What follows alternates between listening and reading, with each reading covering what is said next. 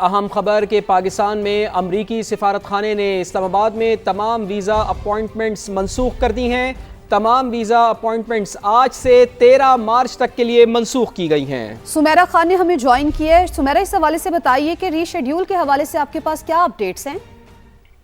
جی ایسا ہی کنیز ری اسکیجولنگ جو ہے وہ یو ایس ایمبیسی کی جانب سے ای میل کے تھرو سب کو بتایا جائے گا اور سب کو انفارم کیا جائے گا کہ ری اسکیجولنگ کے لیے کیا پروسیس اڈاپٹ کریں۔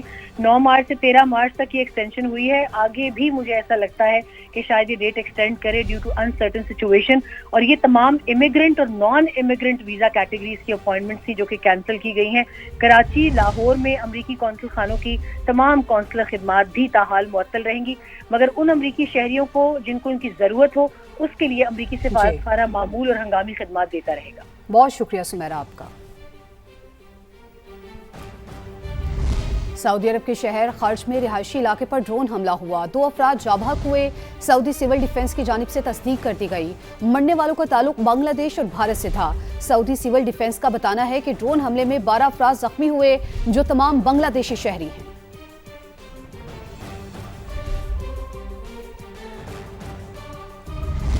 ایران کے بھرپور جوابی وار اسرائیل پر 29ویں حملے کی لہر کا آغاز کر دیا ہے۔ ایران نے صہیونی ریاست پر درجنوں میزائل داغ دیے ہیں، تل ابیب سمیت مختلف علاقوں میں سائرن بج اٹھے ہیں، تو ایران کے بھرپور جوابی وار جاری ہیں۔ اسرائیل پر 29ویں لہر کا آغاز کر دیا گیا ہے۔ ایران نے صہیونی ریاست پر درجنوں میزائل داغ دیے ہیں، تل ابیب سمیت مختلف علاقوں میں سائرن بج اٹھے ہیں۔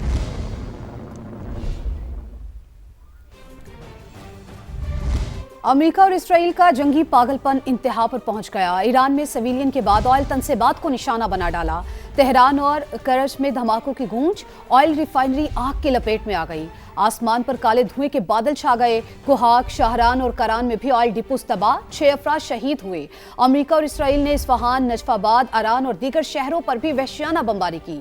مزید 31 شہادتوں کی تصدیق کر دی گئی۔ شہداء کی مجموعی تعداد 1350 سے زائد ہو گئی۔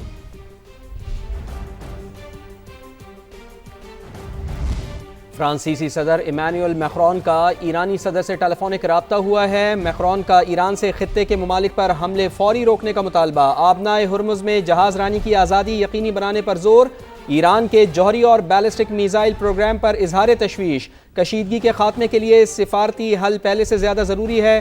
ایمانوئل میکرون کا یہ کہنا ہے۔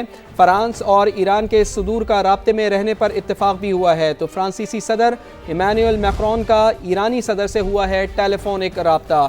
میکرون کا ایران سے خطے کے ممالک پر حملے فوری روکنے کا مطالبہ۔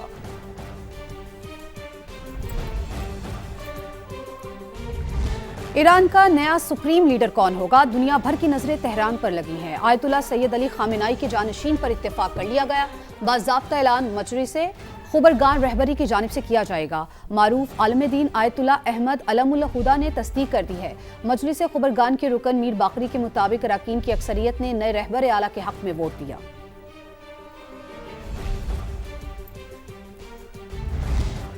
نیا سپریم لیڈر ہماری منظوری کے بغیر زیادہ عرصہ نہیں چل سکے گا، اس کی بقا ہماری منظوری سے مشروط ہوگی۔ امریکی صدر ڈونلڈ ٹرمپ کی ایران کو ایک بار پھر دھمکی، بولے امریکہ نہیں چاہتا کہ چند سال بعد ایران کو دوبارہ جوہری ہتھیار بنانے کا موقع مل جائے۔ تہران پورے مشرق وسطیٰ پر کنٹرول حاصل کرنے کی منصوبہ بندی کر رہا تھا۔ ایران کے پاس موجود یورینیم ضبط کرنے کے لیے تمام آپشنز زیر غور ہیں، ایسا کہنا ہے امریکی صدر ڈونلڈ ٹرمپ کا۔ نیو یارک کے میئر زہران ممدانی کے گھر کے باہر سے 2 مشکوک ڈیوائسز برآمد کر کے قبضے میں لے لی گئیں۔ میڈیا رپورٹس کے مطابق نیو یارک میں مسلمانوں کے خلاف نکالی گئی ریلی کے دوران یہ ڈیوائسز میئر کے گھر کے باہر پائی گئیں۔ 2 مشتبہ افراد کو حراست میں لے لیا گیا۔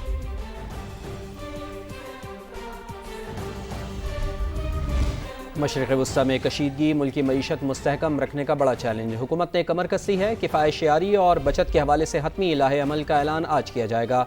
بچت پلان صنعتی اور زرعی شعبے پر لاگو نہیں ہوگا۔ وزیر اعظم کی زیر صدارت اہم بیٹھک میں موجودہ صورتحال میں ممکنہ معاشی اثرات کے حوالے سے غور کیا گیا۔ وزیر اعظم نے ملکی معاشی استحکام کے لیے بروقت اقدامات کا نفاذ ناگزیر قرار دیا ہے، واضح کر دیا ہے کہ عوام کے مفادات کا مکمل تحفظ کیا جائے گا۔ وزیر اعظم کا کہنا تھا کہ معاشی استحکام کے لیے ضروری فیصلے کیے جائیں گے، سرکاری ملازمین اور وزراء کو سادگی اور کفایت شعاری اپنانا ہوگی۔ وزارت آئی ٹی سرکاری وسائل کی بچت اور توانائی کا مؤثر استعمال یقینی بنانے کے لیے طلب و رسد کی نگرانی میں سہولت فراہم کرے گی۔ خیبر پختونخوا کا بڑا فیصلہ، عوام کو پیٹرول بم کے اثرات سے بچانے کے لیے صوبے میں رجسٹرڈ موٹر سائیکل سواروں کو ریلیف دیا جائے گا۔ وزیر اعلیٰ سہیل آفریدی نے بتایا کہ 11,100 روپے کی 2 اقساط دی جائیں گی۔ عوام کی سہولت کے لیے BRT کا کرایہ بھی نہیں بڑھایا جائے گا۔ مشیر خزانہ مزمل اسلم نے بتایا کہ سبسڈی پر 3.5 ارب روپے خرچ ہوں گے۔ تقریباً 14 سے 15 لاکھ وہ لوگ جن کے موٹر سائیکل رجسٹرڈ ہیں، ان کے لیے 2200 روپے کا اعلان کرتی ہے کہ ان کے لیے جو 55 روپے کا اضافہ پیٹرول میں ہوا ہے وہ صوبائی حکومت ان کے لیے پے کرے گی انشاءاللہ تعالی۔ یہ 2 قسطوں میں ہوگا، 1100 روپے بالکل جلدی ملیں گے اور 1100 روپے تھوڑی دیر بعد ملیں گے۔ 1100 روپے ہوں گے، جس کی بائک نام پہ ہوگی اس کے جو ہے ایزی پیسہ یا بینک اکاؤنٹ میں اس پہ پیسے ٹرانسفر ہو جائیں گے، جیسے رمضان پیکج کے لیے۔ اور اماؤنٹ جو ہے یہ تقریباً جو ہے 3.5 ارب روپے بنے گا۔ جو ہمارے پبلک ٹرانسپورٹ ہیں، BRT چونکہ ڈیزل میں بھی اضافہ ہوا ہے، BRT کے کرائے میں بھی کوئی اضافہ نہیں ہوگا انشاءاللہ تعالی، وہ حکومت خیبر پختونخوا خود پے کرے گی جو اس پر خرچ آئے گا۔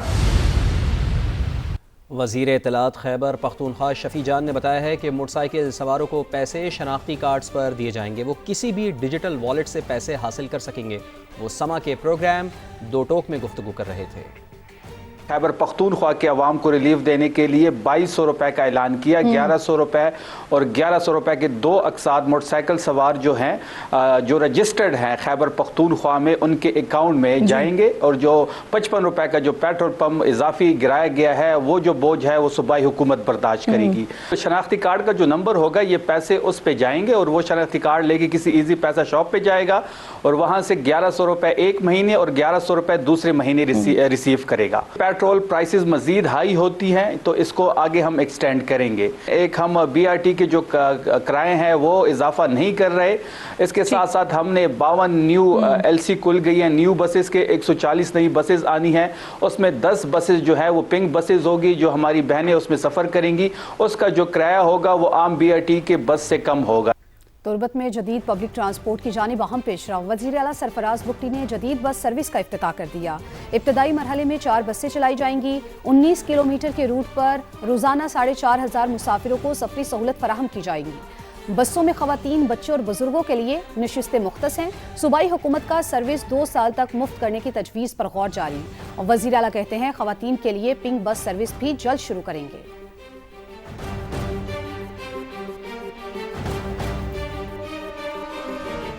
اسلام آباد کے علاقے علی پور میں نامعلوم ملزم کی فائرنگ، DSP انویسٹیگیشن I9 عمر حیات شدید زخمی ہو گئے ہیں۔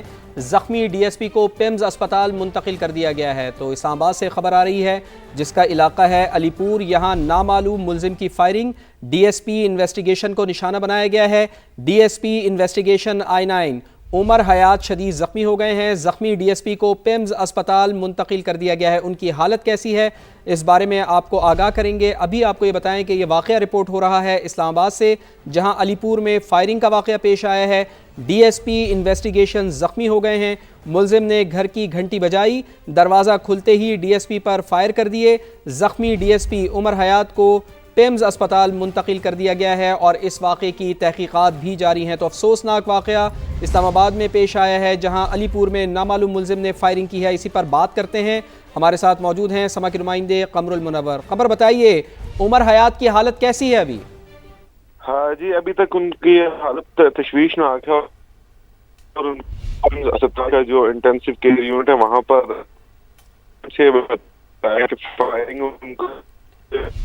قمر المنور سے ہم دوبارہ رابطہ کرنے کی کوشش کریں گے۔ ابھی آپ کو بتائیں کہ اسلام آباد کے علاقے علی پور میں نامعلوم ملزم نے فائرنگ کی ہے۔ DSP انویسٹیگیشن I9 عمر حیات شدید زخمی ہو گئے ہیں۔ قمر المنور ہمیں آگاہ کرتے ہیں، آپ کا بہت شکریہ۔